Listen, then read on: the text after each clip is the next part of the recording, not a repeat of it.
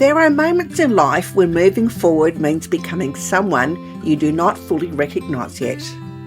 In this episode, I reflect on the quiet identity shifts that happen after pain, change, loss, or awakening. I explore what it means to let go of who you were, sit with the discomfort of becoming, and slowly rebuild trust in yourself. This is an episode for everyone standing between an old version of themselves and the person they are still becoming. Welcome to Not Just a Story with Rose Davidson, where lived experience becomes meaning and stories create impact. Welcome to Not Just a Story with your host, Rose Davidson. Hello, welcome. This is the place where we gently explore the moments that shape us, stretch us, break us open, and sometimes ask us to become someone we never expected to be. Today's episode is called The Moment You Became Someone Else. And I want to begin with this thought. Sometimes change does not arrive loudly. It does not always come with a dramatic ending, a packed suitcase, a public announcement, or a clear line in the sand. Sometimes change begins quietly, inside you, in a place no one else can see. One day, you realise you are no longer responding the same. You are no longer accepting what you once accepted. You are no longer shrinking yourself to make other people comfortable. You are no longer waiting for someone else to give you permission to live, speak, heal, rest, leave, begin, or become. And that can feel strange. Because even when change is necessary, even when it is good, even when it's saving you, it can still feel uncomfortable. Not because you were doing something wrong, but because you're becoming someone new. And becoming someone new often means grieving the person you used to be, or the person you had to be, or the person you thought you were supposed to be. So today I want to talk about identity. Not in a polished motivational way, not in a reinvent yourself in 5 easy steps way, but in the real, tender, sometimes messy way. The way identity shifts after life has changed us. The way you became someone else because staying the same is no longer possible. There are versions of ourselves we carry for a long time. The responsible one, the strong one, the quiet one, the one who keeps the peace, the one who does not ask for too much, the one who holds everything together, the one who says, "I'm fine," even when they're not, the one who adapts, manages, performs, smiles, survives, and keeps going because that's what life has required of them. And for a while, that identity may have helped. It may have protected you. It may have helped you through difficult times. It may have helped you stay safe. It may have helped you belong. It may even have helped you cope when you did not find many choices. So I do not want to judge the old version of ourselves. I think we need to honour them, because sometimes the person we are trying to move away from was the very person who got us through.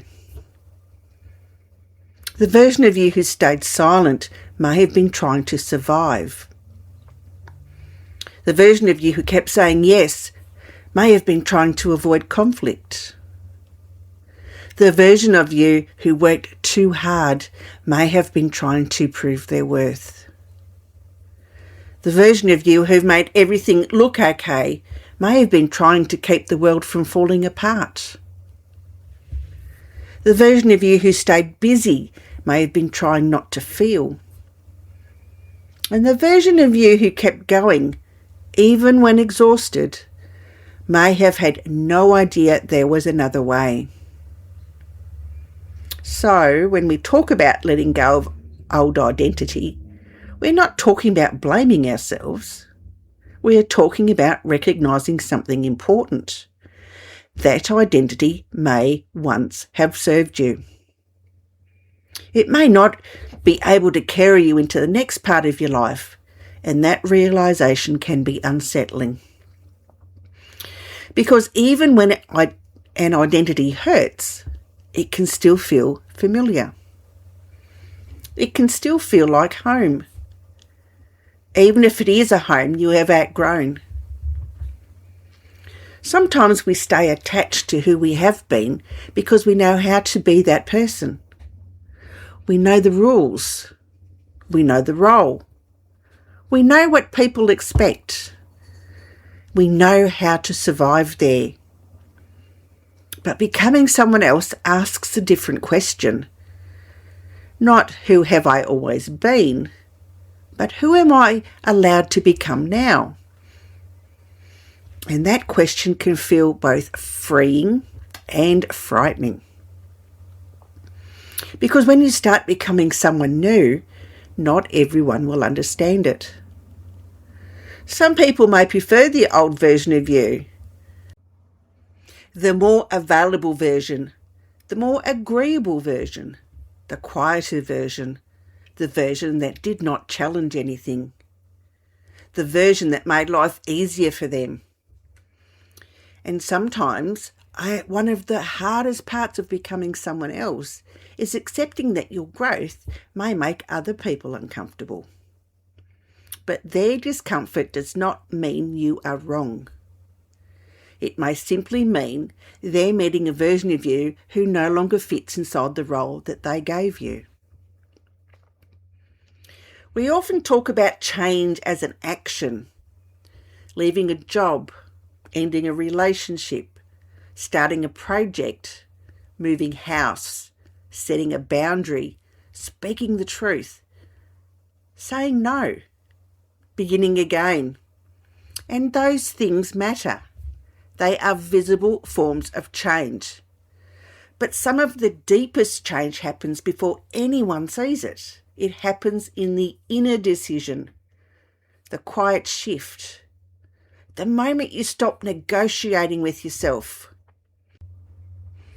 The moment you know, I can't keep abandoning myself like this. The moment you realise, I am not who I was then. The moment you say, I may not know exactly who I'm becoming, but I know I can't go back. That is the kind of change I'm talking about today. Because real change is not only what you do, it's who you become in order to do it. You may become someone who tells the truth after years of silence. You may become someone who rests after years of overfunctioning. You may become someone who takes up space after years of shrinking. You may become someone who disappoints people because you are no longer willing to disappear inside their expectations. You may become someone who says, "This matters to me." You may become someone who says, "That hurt me." You may become someone who says, "I need time." You may become someone who says, "I don't want this anymore." Or you may become someone who says, "I choose myself." And when you first become that person, it may feel awkward. You may not feel confident. You may not feel brave. You may not feel like you know what you're doing. You may feel clumsy in your own voice. You may feel guilty for having needs. You may feel anxious after setting a boundary. You may feel grief after making the right choice. And you may feel lonely when you are no longer performing the old role. That does not mean you're failing. It means you're learning how to live from a different part of yourself. And that takes time. I think we sometimes expect transformation to feel empowering all the way through, but it does not always feel like that. Sometimes becoming feels like confusion. Sometimes it feels like loss. Sometimes it feels like doubt. Sometimes it feels like standing in the middle of a bridge, looking back at who you were, looking forward to who you are becoming, and not feeling fully at home in either place yet. That middle place can be hard. The old identity no longer fits, and the new identity is not fully formed. And there you are, somewhere between the two. That is often where the deepest becoming happens. Not when everything is clear, but when you keep choosing the emerging version of yourself even before you fully understand it. There is a discomfort that comes with becoming someone else, and I don't think we talk about it enough. We talk about breakthroughs, we talk about healing, we talk about growth, we talk about finding ourselves, but we don't always talk about the strange feeling of not recognising yourself for a while. You may look back at your old life and think, how did I live like that for so long? Or you may look at your own choices and think, who am I to want something different? You may find yourself wanting more honesty, more peace, more space, more purpose, more meaning, and then feel guilty for wanting it. You may start noticing things you once ignored. You may start questioning patterns you once accepted. You may start feeling sadness when you used to feel busy. You may start feeling your own needs after years of pushing them away. And at first, that can feel overwhelming. Because becoming someone else often means becoming more awake. More awake to what hurt. More awake to what was missing. More awake to what you tolerated. More awake to the ways you abandoned yourself. More awake to the truth that you deserved more than survival. That awakening can be tender. It can bring clarity, but it can also bring grief. Because when we change, we often have grief. We grieve the time we lost. We grieve the version of ourselves who did not know. We grieve the relationship that couldn't come with us. We grieve the dreams we delayed. We grieve the way we made ourselves smaller. We grieve what we needed and didn't receive. And sometimes we even grieve the old identity, even if we know we can't return to it. Because that identity was familiar. And familiar can feel safe, even when it's not healthy. So if becoming someone else has felt uncomfortable for you, I want to say this gently.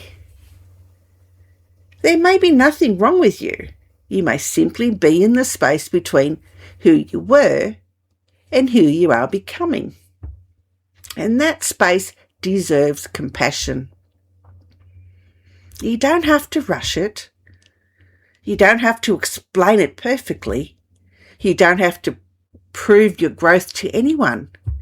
You don't have to have a fully formed identity before you take the next step. Sometimes the next step is simply this: I am allowed to change. That is enough for today. There is another layer to this. Sometimes we become someone else because we choose to grow. And sometimes we become someone else because life leaves us no other option. The loss changes us. A betrayal changes us. A diagnosis changes us. A relationship changes us. A caregiving role changes us. A trauma changes us. A truth we can no longer avoid changes us. And after that, people may expect us to return to who we were. They may say, "You seem different." And they may be right. You are different. Because some things do change us. Some experiences leave marks. Some seasons ask more of us than we knew we had. Some moments strip away illusions. Some endings reveal what we were carrying. Some pain forces us to ask, who am I now? And perhaps the answer is not immediate. Perhaps the answer comes slowly, in small choices, in new boundaries, in quieter mornings, in telling the truth, in refusing to keep pretending, in noticing what brings peace, in noticing what drains you, in hearing your own voice again, in realising you are allowed to want a life that feels like yours. Sometimes the person you become is not louder, sometimes they are simply clearer. Sometimes they are not more confident, sometimes they are simply more honest. Sometimes they're not fearless, sometimes they're simply no longer willing to betray themselves in order to avoid fear. This is a powerful shift because moving forward often requires more courage. It requires a new relationship with yourself. You have to become someone who can trust their own knowing. Someone who can listen inwardly. Someone who can say, I know what happened. Someone who can say, I know what I need. Someone who can say, I know what I can no longer carry. And for many people, that is not easy. Especially if life has taught us to doubt ourselves. Especially if others have dismissed your feelings. Especially if your story has been questioned, minimised, or rewritten by someone else. Especially if you learn to survive by reading the room instead of listening to yourself. Rebuilding self-trust after that can take time, but it begins with small acts of inner honesty. Noticing what you feel, naming what you need, honouring what your body is telling you, giving yourself permission to pause, keeping small promises to yourself, choosing one honest sentence instead of another performance, saying, I don't have to be who I was to be worthy of love, belonging, or respect. That is where becoming begins, not with perfection, but with honesty. There is something beautiful, but also vulnerable about the emerging self. The person you are becoming may not be fully visible yet. You may only see glimpses. A moment where you speak up. A moment where you walk away. A moment where you rest without apologising. A moment you choose peace over proving yourself. A moment where you let yourself be proud. A moment where you realise you handled something differently than you once would have. These moments matter. They may seem small, but they are evidence. Evidence that something inside you is changing. Evidence that you're not stuck in the old story. Evidence that a new self is forming and the emerging self needs protection. Not protection in the sense of hiding forever, but protection in the sense of tenderness. You don't need to expose every part of your becoming before it is ready. You don't need to explain every shift. You don't need to invite everyone into the early stages of your healing. Some parts of becoming need quiet. Some parts need privacy. Some parts need safe people. Some parts just need time. Because when you are becoming someone else, you are often learning to hear yourself again. And if too many voices crowd that space, it can be easy to lose your own. So be gentle with the emerging self. Let them grow slowly. Let them make mistakes. Let them try new words. Let them set a boundary imperfectly. Let them change their mind. Let them not know yet. Let them be real, not polished. Because becoming is not a performance. It is a return. A return to the parts of you that may have been buried. A return to your own voice. A return to your own knowing. A return to the possibility that your life can still become something meaningful even after everything that changed you. And I think that's important because sometimes becoming someone else is not about becoming a stranger to yourself. It's about finally becoming someone who feels more true, someone who belongs to you. One of the hardest parts of an identity shift is that others may not recognise the new version of you. They may say you have changed as though it's an accusation. They may miss the version of you who made things easier for them. They may not understand why you were quieter or stronger or more boundaried or less available or more honest. They may want you to go back to who you were because that version made sense to them. But you are not required to remain understandable to everyone. You are not required to keep performing an old identity so others can stay comfortable.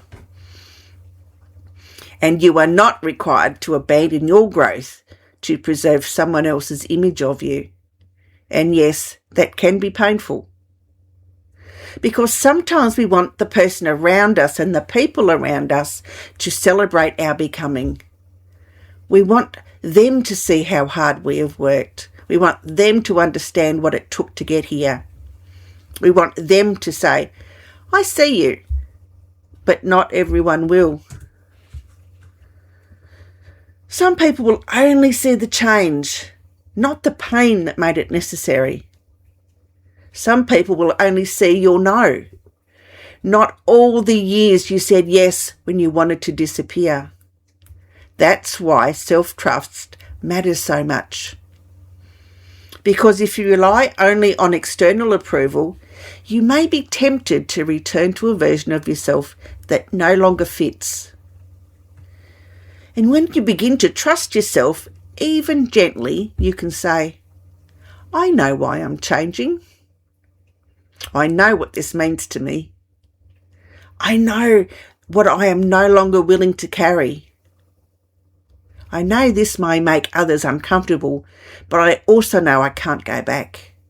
And that knowing does not have to be loud. It can be quiet, steady, tender. Enough. So what I want to invite you to pause with me for a moment. Maybe there has been a moment in your life when you became someone else. Maybe it happened after a breaking point. Or it happened after a choice. Maybe it happened after loss. Or it happened after telling the truth. Maybe it happened slowly, so slowly that you did not notice it at first. But then one day you realised, I am not that person anymore. And maybe part of you felt relief. Part of you felt grief. Part of you felt afraid. Maybe part of you wondered who you were becoming.